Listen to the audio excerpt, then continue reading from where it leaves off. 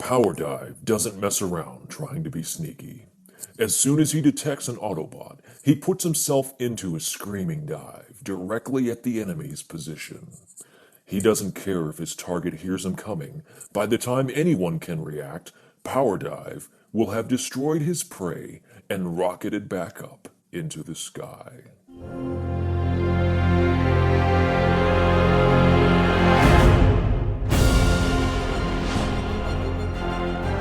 eBEFOREi video reviews, back with a review of another GDO figure. Not sure anyone knows what GDO actually stands for, but the consensus seems to be Generations Deluxe Overseas? I don't know, maybe that's wrong. But these are Asia-exclusive toys that are US exclusive to Toys R Us. This is Powerdive. So Powerdive is the toy that we're going to review here today, and he's a repaint of the Hunt for the Decepticons highbrow character, which was an Autobot. This is a Decepticon, so that was kind of a neat warplane back then, and it's interesting to see whether or not this one brings something different to the table, or is it just, another excuse to repaint and get your money? I don't know, so we're gonna check that out here. And anyway, the one thing I'm missing is the art, which is pretty cool. I like the way that looks. Let's get him opened up and figure out if he's worth your time and money. Okay, so I'm doing this one a bit differently than most of my other reviews. I'm actually starting this figure out in robot mode. When I first took him out of the box, I didn't love it so much. Gotta be honest, I did not love this figure so much when I took him out because his arms were funky. They were just weird. I didn't like it. Now, I mistransformed him a bit and changed things up into a way that I think it actually looks not only decent, but it really looks fantastic. So what have I done differently? You can see that he has a fist here, okay? But here's the problem with the arms. You think that it should be like that, okay? But the fist doesn't open anymore. And so he actually ends up having this kind of a look to him, and it's dorky, just really dorky, okay? Now, the way that they want you to transform him is to put his arm out so that you've got an actual swoop here, like a real arm, but then you've got this huge thing sticking out here in the propeller, and that looks dorky. So I put some weapons in his arms, okay? And that actually didn't look that bad. You know, that's actually kind of a cool look. I think that looks pretty good. But I don't want him to hold a weapon all of the time. So what I ended up doing is I actually, you side holster this guy, which there are pegs on the sides, and we'll get into the figure fully here in just a minute, but I wanted to just really show you how to pose him up real quick to make him look as cool as possible. And then I tuck this fist back in, straighten the arm out, or curve it, however you want to look at it, open up this propeller so now it's a weapon, keep the gun in this hand, and now you can get some amazing just kind of action-like poses out of this guy. I'm just horrible at doing this, but you'll get the idea here. I mean, this takes the figure and completely turns him into something that I thought initially was kind of an eyesore into something that I think looks amazing. And I couldn't be more happy with the figure. Taking a look at this guy up close, he's got some very neat characteristics. Now, I've mistransformed his back a bit too. And I gave him some wings. Out of the box, it's kind of folded up like that. And you can certainly do that. But I kind of liked giving him the wings. Very neat look. Now, as is, he's got this propeller arm, and he looks like he could chop it right through you. There's a little bit, if you're familiar with this mold, there's a button here that you can push to make the propellers actually spin. So that's pretty neat, and it's even neater when it's in his vehicle mode. But that's kind of cool, a little bit of a gimmick, but I don't mind it. Now he's got this visor, and let's take a look at this guy's head. So as I mentioned earlier, he's a repaint of Highbrow, and Highbrow had this kind of flip-down helmet, and really he kind of looked like a World War II, like a fighter pilot. This guy, as Powerdive, has kind of a whole different thing going on. He still has a flip-down mask, but the head sculpt is actually very cool, which I didn't also think it was at first glance. But he's got a mouthpiece, and he still kind of has almost like this mustached look. And then what could be the mouth here, and with his goggles down, I think that's a really just awesome head sculpt. You can lift this up, to expose his actual eyes. And the light piping on this figure is really fantastic. In fact, I'll dim the lights here a little bit. Don't get any ideas. Dim the lights here a little bit, and you'll see what I mean. I mean, the light piping on this guy is awesome. I mean, just very, very cool. Now, you can flip down his mask or his little goggles here, and the light piping still shines through. That's creepy. That's like a freaking Insecticon warrior. I mean, that's awesome. He's got that kind of evil, you know, maybe like the fighter pilot look as well, but that takes on a whole new persona than when you actually lift this up. And it doesn't even move that much. But, man, loving the head sculpt. And again, first impression inside the box, you know, I thought it looked a little corny. Now, looking at some other details on the figure, lots and lots of in-plastic molding, which let's get this up close again. You know, between the vents here, and you've got these kind of machine-headed bits, you've got these pieces in here, which really looks like gears and things that would spin around inside of the robot. Look down here in his abdomen area. I mean, look at all that stuff. I mean, what possessed Hasbro to drop that in the mold? Who cares? It's fantastic. Again, up in his yeah, that kind of looks, maybe we'll skip that. Up here, you've got, again, all these gold joints. The paint scheme on this guy is also fantastic. At first glance, there's not seemingly a ton of paint, but where they have it, it's very nicely detailed. You can see the silver here in the head sculpt, the silver up here in the shoulders. Again, the detail on this figure is tremendous. Just absolutely tremendous. On the side of the arm, you'll see that more in his vehicle mode, but DC, I think that might stand for Decepticon. I don't know. You can correct me if I'm wrong in comments. On the side of his hips, he's got the place for his weapons. He's holding one here in my figure currently, but he can pocket these things. If you're going to display it this way, you'd want to switch them up. Basically, for no other reason than you'd have the plastic molding facing you and not the hollow part beneath it facing outward. Underneath his little hip pieces, though, you've got a rack of missiles. Nothing wrong with that. Got landing gear exposed here. Green plastic, no paint here, but the plastic, the color of the green looks great. And it actually looks quite a bit better than the Autobot that he's molded after. So, you know, I think that the color scheme works really well here. I also wasn't sold right away on the color of the propellers, but, you know, it really, in person, looks fantastic. Now, the purple trim, that might be the only thing I've got a problem with on this figure. I get it. He's supposed to be modeled after Powerdive, and Powerdive had purple on him. So I get it. I know why they did it. But if I'm looking at this as a fresh character, I'm not a fan of that so much. Okay, so articulation. He's got a shoulder hinge, two ways. You can swivel it here right underneath his shoulder. You've got bicep movement. You've got hand articulation due to transformation, and you also have movement here in the piece where the propellers are attached to. So there's lots of different things that you can do with his arms. You can pose them straight up in the air. You can bring them down. You can make them, you know, there's all kinds of things you can do with his arms here. Unfortunately, there's no waist articulation. His head is on a swivel. No ball joint there, just a swivel.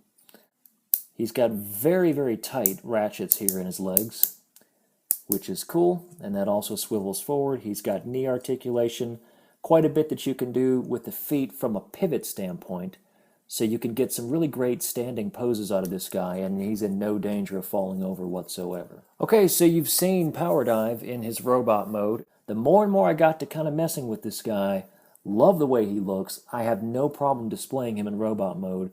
Getting this guy transformed. Again, if you're familiar with the mold, you could possibly skip this part and go straight to the way that he looks in vehicle. But if you're not familiar with the mold, or you just want to see transformation, hang with me here. Hang with me. All right, so I'm going to take his weapons out of his hand.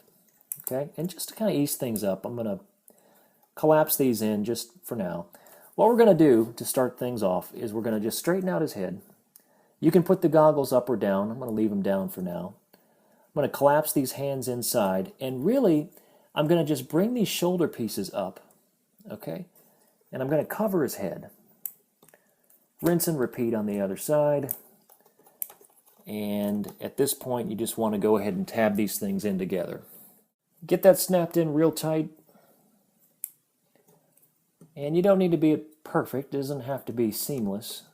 In fact, that's probably about as good as it's going to get. And then you've basically finished that portion. At this point, you want to come around to the back. And you want to form this section. It's pretty easy to do. You just want to pull this one part up. This is the cockpit. Okay, then you're going to bring these pieces so that everything is kind of flush together. And you're just going to squeeze everything until it matches up. You'll hear it click into place. Just do that on both sides and peg it in. Okay, when you've pegged it in correctly, you've got this just awesome shark here. Very reminiscent of an old style military plane. Painted on, shark on both sides. Again, it's not meant to be cartoony. It's just they used to do these things on warplanes back then, and so that's very, very neat. But peg that together, and what happens is you've got this kind of whole engine component that forms around it. So very, very neat detail that honestly they didn't have to do. And you'll find that in a lot of instances here on this figure. We can basically come up here to the arms, and you want to just push these things in, all right, and kind of twist them up so that what you have are these push buttons up on top. I guess I should put that in camera view. So you just want to twist these arms up. You've got the two little silver components right here on top. You've got this guy sticking straight up, and at this point we're ready to move on to the legs. You want to just grab these two pieces right here, and you want to pull them apart, just like that. And ultimately these things are going to come all the way up. Okay? Now, you've got a peg and a tab, or a tab and a slot, or a slot and a spot, and you know what I mean. Getting all Dr. Seuss on you. You want to take this part right here. You see that tab? And you got a hole right here. Want to introduce these two, marry them up, and get a connection right there. Okay? Do the same thing on the other side. Now you've got your connection. Everything's real tight, nice, ready to go. Now, you want to go ahead and finish the leg portion, and while we're here, you can go ahead and turn these pieces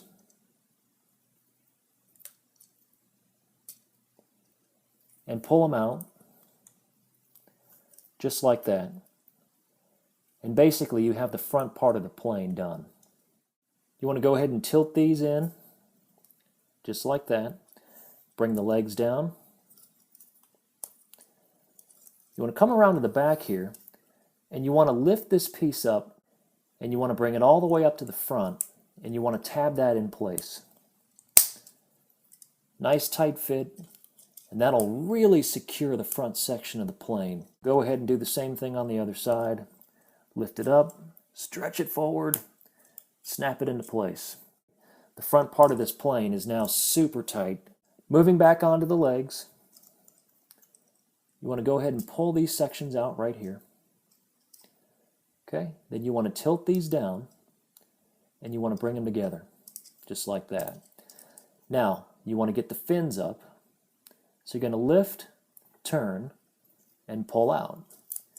Onto the other side, lift, turn, pull out. At this point, the only thing that's left is to take this whole front nose section, or really it's the rear section, I'll explain that in a minute, bring it all the way down, snap that into place. To complete the look of the figure, you want to bring down the landing gear. He's got gear under both of the legs, and a big double wheel section right here. And then you want to fan out the propellers. Let's go ahead and peg in the weapons. And what you're left with is an oh my goodness transformation. Now, I'm not certain that my camera here is going to do justice to this figure, but this is an amazing transformation that turns this toy into this World War II era fighter plane that just comes across incredible. I mean, the plastic color, the paint on this figure, this thing comes together in a way that I was not prepared for. And I'm not sure, again, how well this is coming across on camera. This toy was not packaged in vehicle mode. So again, being a remold or a repaint, I knew what he was going to look like, but I didn't expect it to pop like this one's popping. Everything about this vehicle, to me, is impressive. You've got 3 Decepticon symbols, 1 in the front and 2 in the back on each of the tail fins here. All right? The in-plastic molding detail here. Look at all this machine head kind of in-plastic trim that you've got all the way around this figure. I mean, that's the kind of detail that I mean, again, I knew it was there, but you forget about these things until you see this thing in a color that really makes it pop. You've got the shark face on the back. I don't know about the blue on the top. I get it. I mean, it's supposed to be, I guess, like the water over the shark. I totally get it. The cockpit's actually on the rear of the plane here.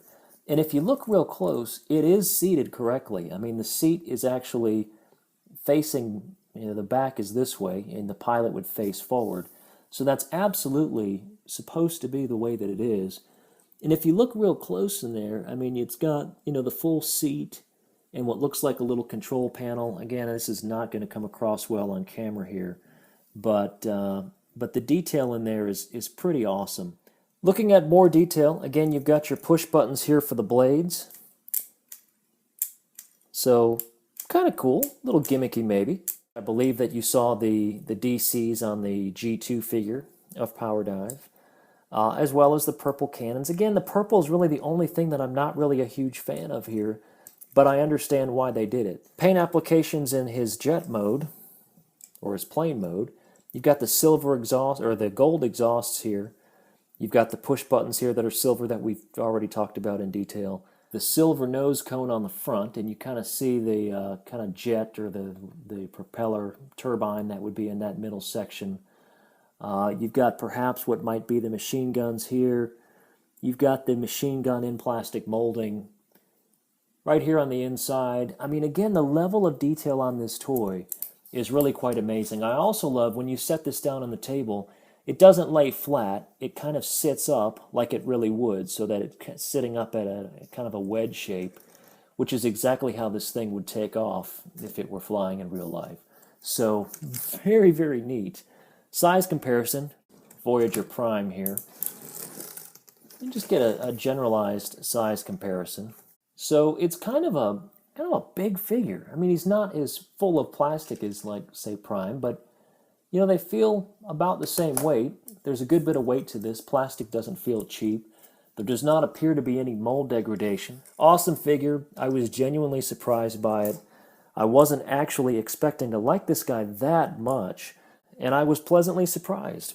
So I think that Powerdive really gets a thumbs up from me. Now, I'll tell you, my local Toys R Us has about 8 GDO Megatrons, which I've also reviewed on my channel, and one of these. And I've not seen this guy in the store before today, so he's going quick. I don't know if he's short packed in the box. Not really sure what the deal is with that. But if you happen to see this figure and you want to pay as little money as possible, check out your local store. See if he's there. And if so, pick him up, because he's cool. At least that's my opinion. So again, this is Dan with eBEFOREi Reviews saying thanks again for watching. I'll see you again real soon.